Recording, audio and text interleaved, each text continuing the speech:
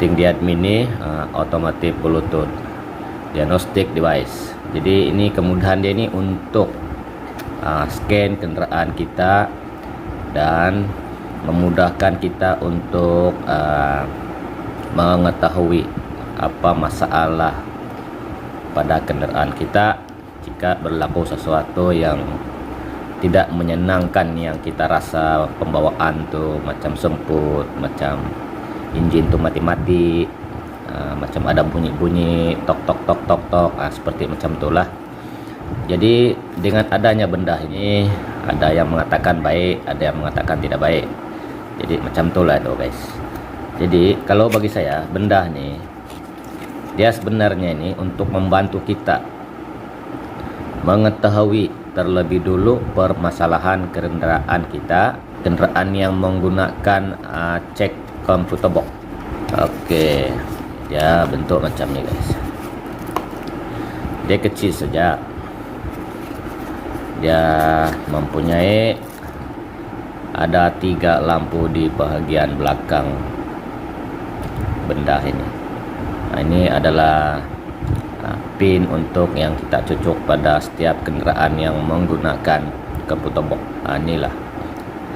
Jadi setelah kita cocok pada kenderaan, pada bahagian bawah sini dia ada 3 lampu, biru, hijau, merah. Jadi misal kata kalau sudah kita cucuk, lampu tengah ini dia akan menyala, berarti dia tanda on. Dan setelah kita sambung pada Bluetooth menggunakan telepon, dia akan hidup sebelah sini. Ini. Jadi misal kata kalau dia error, dia akan lampu merah macam ini. Dia apa nih ini apa? Jadi oke, benda ini sebenarnya ramai yang tidak tahu. Ingatkan benda ini, kita beli benda ini, kita cucuk kenderaan kita dan terus settle masalah kenderaan. Itu salah guys. Dia sebenarnya benda ini untuk membantu kita mengesan terlebih awal permasalahan kenderaan kita, itu saja. Dan kemudahannya benda ini selain daripada memberi tahu kita permasalahan itu ada di mana, ianya dia boleh mereset.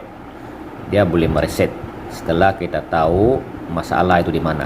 Kita boleh reset benda itu, tapi benda itu kita reset pun dia tidak akan hilang guys. Masalah itu masih ada dengan kenderaan biarpun kita sudah reset menggunakan benda ini. Cuma kemudahan dia ini, kalau misal kata kalau kita cek menggunakan yang ini, dia akan tunjukkan kita di mana tempat tuh, di mana bahagian throttle body kah contoh. Jadi kita kena cek lah bahagian throttle body.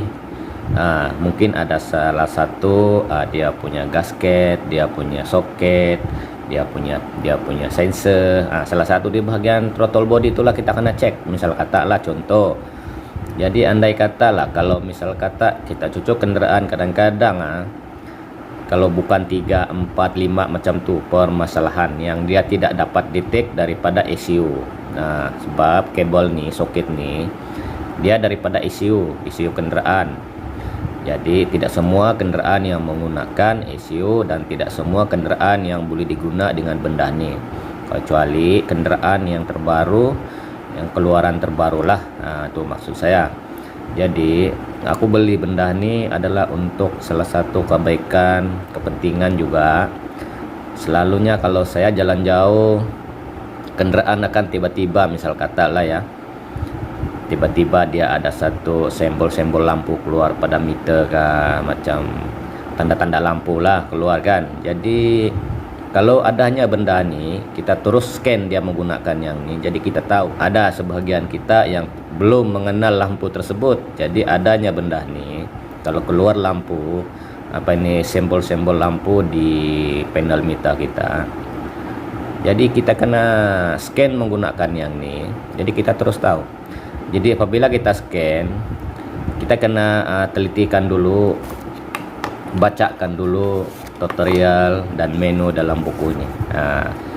Dia dalam kotak ini dia ada satu buku dengan satu ini panduan lah. Jadi sebelum kita menggunakan benda ini, kita kena baca terlebih dulu dengan cara detail satu persatu sampai habis, baru kita boleh menggunakan benda ini. Dan tidaklah kita tertanya-tanya macam mana mau guna benda ini dan apa fungsi benda-benda ini. Sebenarnya ini baik untuk kita bawa-bawa lah, sebab masuk dalam pocket pun senang, jadi macam tuh. Jadi oke guys, pada kawan yang ingin tahu sebenar apa dia punya fungsi ini, nah itulah sebenarnya fungsinya.